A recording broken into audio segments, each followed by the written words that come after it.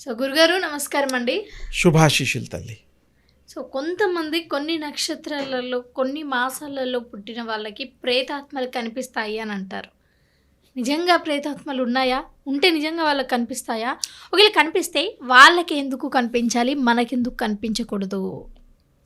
ప్రేతాత్మలు, దయ్యాలు, భూతాలు రకరకాల పదాలు మనం వాడతాము. అవును. కానీ ఆత్మస్వరూపాలే మనమంతా. ఆత్మ అంటే ఈ బాడీలో ప్రాణ రూపంలో, ఎనర్జీ రూపంలో ఉంటుంది. తల్లి గర్భం 7 మాసాలు నిండిన తర్వాత 7 నుంచి 7వ నెల కంప్లీట్ అయ్యాక ఒక 5-6 రోజుల తేడాలో అసలు సోల్ వస్తుంది. అసలు ఆత్మ వస్తుంది ఈ బాడీ అమ్మ కడుపులోకి. అప్పటి వరకు చేతులు, కాళ్ళు, ముక్కు అవి అన్నీ తయారవుతాయి. అయితే ఆ బాడీలోకి వచ్చే ముందర సోల్ విల్ డిసైడ్. అవి సోల్ లోకం ఒకటి ఉన్నది, ఆత్మలోకం అని ఒకటి ఉన్నది. పితృలోకాలు ఎలా ఉన్నాయి, దేవుళ్ళ లోకాలు ఎలా ఉన్నాయి, అవునా? అలాగే ఆత్మలోకాలన్నీ ఉంటాయి, ఉంది. అవి ఏంటంటే ఐడియల్గా ఉంటాయి, ఐడియల్ సోల్స్. వాటికి నచ్చిన గర్భంలో అవి ప్రవేశించగలిగే శక్తి, యుక్తి కలిగిన అవి. ఈ తల్లిదండ్రులు మంచి కొడుకు కావాలి, మంచి అమ్మాయి, మహాలక్ష్మి లాంటి అమ్మాయి కావాలి, ఇలా కోరుకొని పూజలు వ్రతాలు చేసి పిల్లల్ని కంటారు. కానీ ఆత్మతో మాట్లాడలేరు, ఆత్మని కనలేరు. బాడీ తల్లిదండ్రులు ఏంటి, ఈ శరీరం ఇవ్వగలుగుతారు కదా, సోల్ని కనేటట్టుగా ఉండే సౌకర్యం లేదు, సోల్తో మాట్లాడలేరు. అందుకని తల్లిదండ్రులు ఏం చేయాలి అంటే ఆ యొక్క మంచి ప్రాణ సోల్ని ఇన్వైట్ చేయడం కోసం గతంలో పూర్వం వ్రతాలు, పూజలు, సత్సంతానము అని అంటారు. మంచి సంతానం పుట్టడం కోసం పూజలు అవన్నీ, వ్రతాలు అవన్నీ ఉండేవి గతంలో. ఇప్పుడంటే సరే, ఇప్పుడు పూజలు లేవు, ఏమీ లేవు, ఇంకో రకంగా కంటున్నారు. మరి రకరకాల టెస్ట్ ట్యూబ్ బేబీస్ ఉన్నాయి ఈ సమాజంలో, ఈ కలియుగంలో ఇప్పటి పద్ధతి ప్రకారం. సోల్తో మానవులు, రియలైజ్డ్ సోల్స్ అయిన వాళ్ళు ఆ సోల్ను చూడగలుగుతారు, మాట్లాడగలుగుతారు. ఆ సోల్తో ఎప్పుడు పడితే అప్పుడు ఈ బాడీస్ వదిలినా కూడా ఆ ఫ్రెండ్షిప్ మెయింటైన్ చేయగలుగుతారు. ఇప్పుడు మన బాడీలో ఓ సోల్ ఉంది. ఆఫ్టర్ డెత్, మన భాషలో డెత్ అనేది లేదు. There is no death. సోల్కి డెత్ లేదు. మన ఇన్ అండ్ అవుట్, ఆఫీసెస్లో ఉంటాయి కదా ఇన్ అని అవుట్ అని, అంటే ప్రవేశించుట, వెళ్ళిపోవుట. ఈ బాడీలో ఎంటర్ అవ్వడం, బాడీని వదిలేయడం.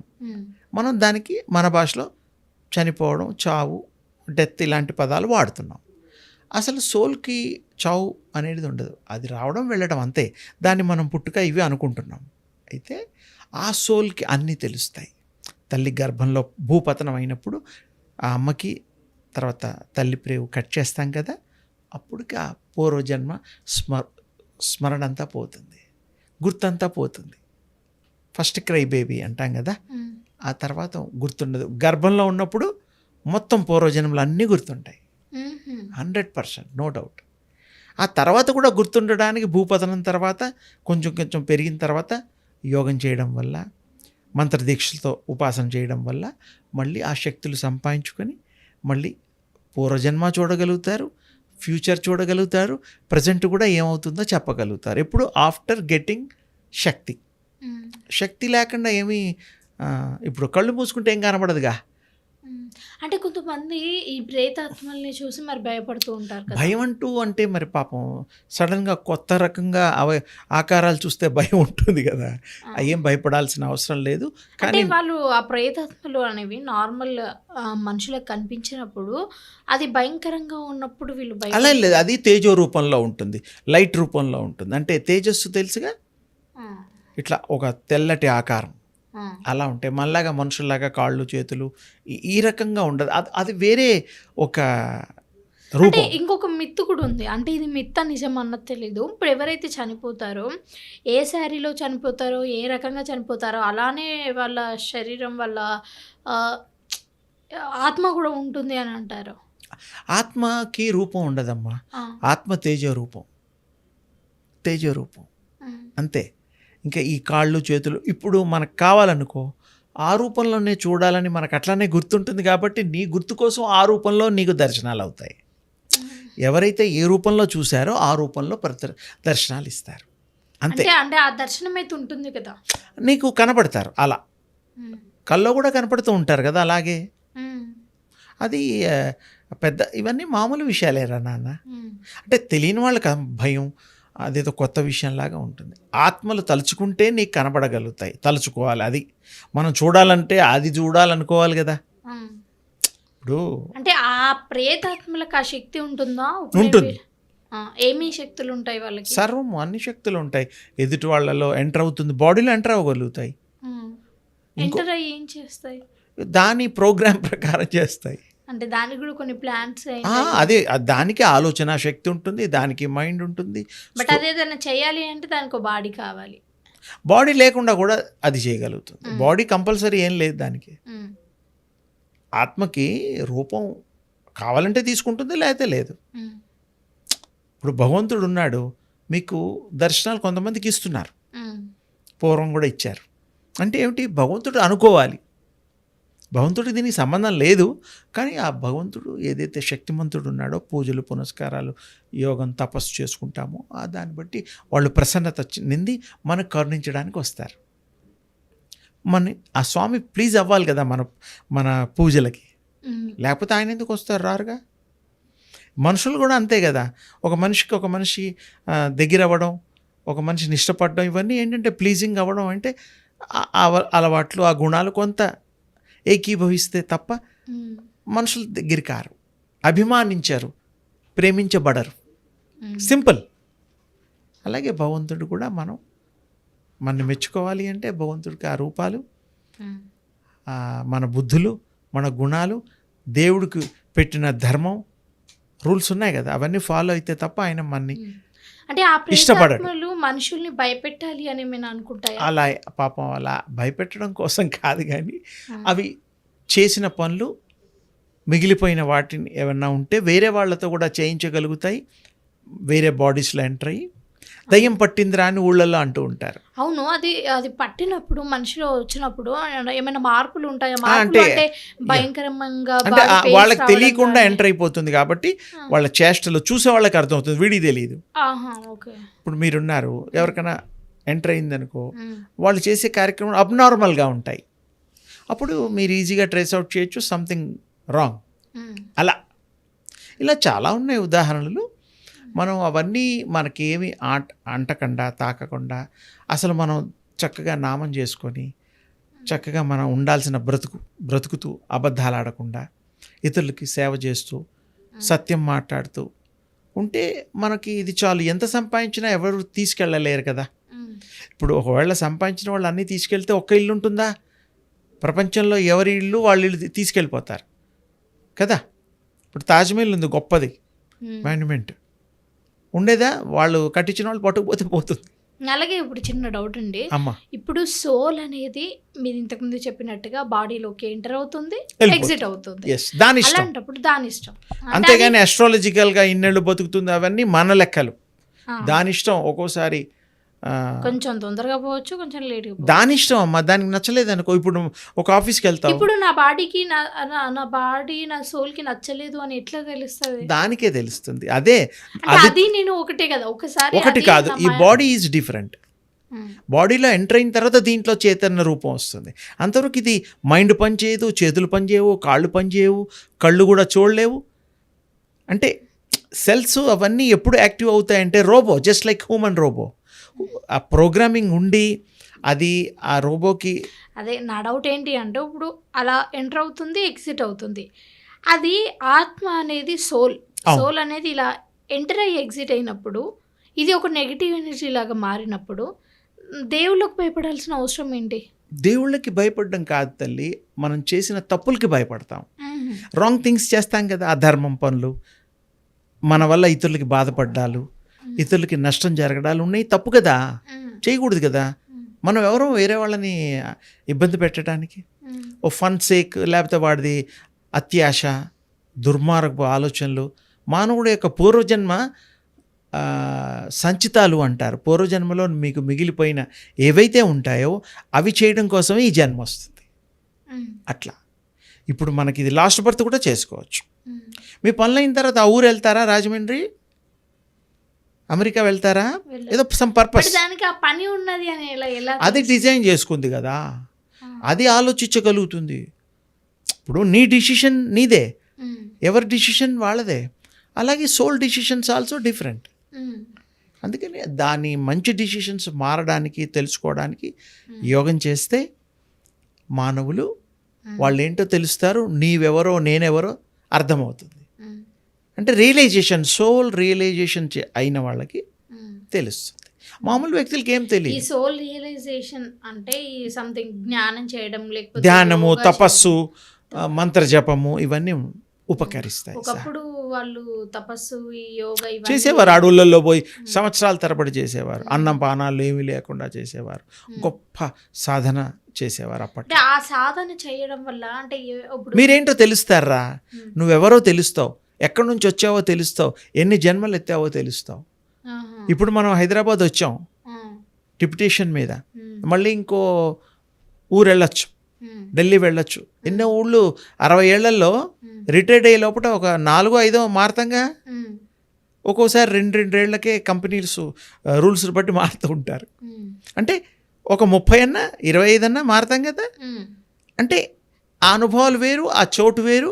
మళ్ళీ ఎక్కడ పుట్టామో అక్కడికన్నా వస్తాం, ఎక్కడ ఇల్లు ఉందో వాళ్ళు కట్టుకున్నారు అక్కడికి వచ్చి అక్కడ స్థిరపడిపోతాం. అంతే కదా. ఉద్యోగం చేసిన ఆ టెంపరీ అంతే. అలాగే సోల్ విల్ ట్రావెల్. అది ఎన్నో లోకాలు వెళ్ళగలుగుతుంది, ఈ అవతారాల్లో కూడా రాగలుగుతుంది. అంటే సోల్ అంటే గుర్తొచ్చింది, ఇప్పుడు శంబాల అనే ఒక నగరం ఉంటుంది. ఆ నగరంలో శ్రీ మహావిష్ణువు యొక్క 10వ అవతారమైన కల్కి జననం జరుగుతుంది అంటారు, రాబోతుంది అని. ఇప్పుడప్పుడే కాదు, కలియుగం 4,32,000 సంవత్సరం, ఇప్పుడు మాత్రం 5,126 సంవత్సరం మాత్రమే. ఇది జస్ట్ ఊరికే బిగన్ అయింది.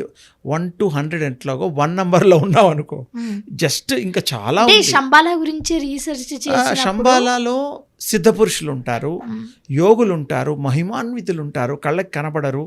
అది మానస సరోవర్ దగ్గర ఉంది శంబాల. ఆ మానస సరోవర్కి నేను వెళ్ళొచ్చాను కూడా.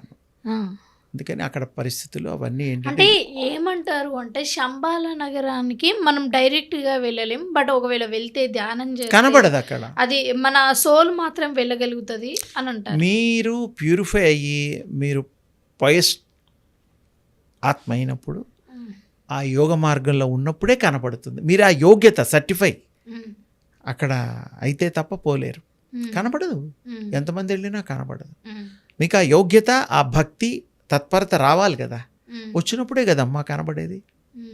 అంటే సోల్ ఎక్కడికైనా ట్రావెల్ వెళ్ళగలుగుతుంది, ఎన్ని లోకాలైనా వెళ్ళగలుగుతుంది. అంటే ఆ సోల్ కూడా ఈ తపస్సు అండ్ ఇవన్నీ చేసిన తర్వాతే వెళ్ళగలుగుతుందా శంబాల? రియలైజేషన్ అయిన తర్వాతే వెళ్ళగలుగుతుంది. ఆ తపస్సు లేకుండా ఎవరు ఏమీ చేయలే.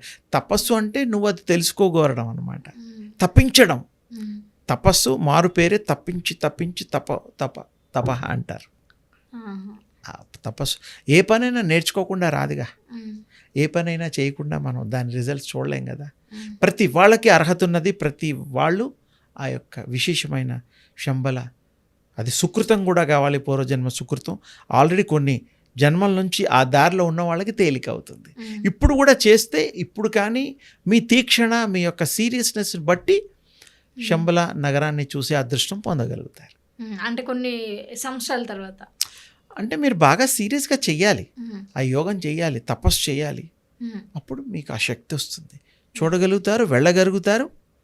ఆ యొక్క దివ్య ధామాన్ని, ఆ పురుషుల్ని, శక్తి స్వరూపుల్ని మీరు చూడగలుగుతారు.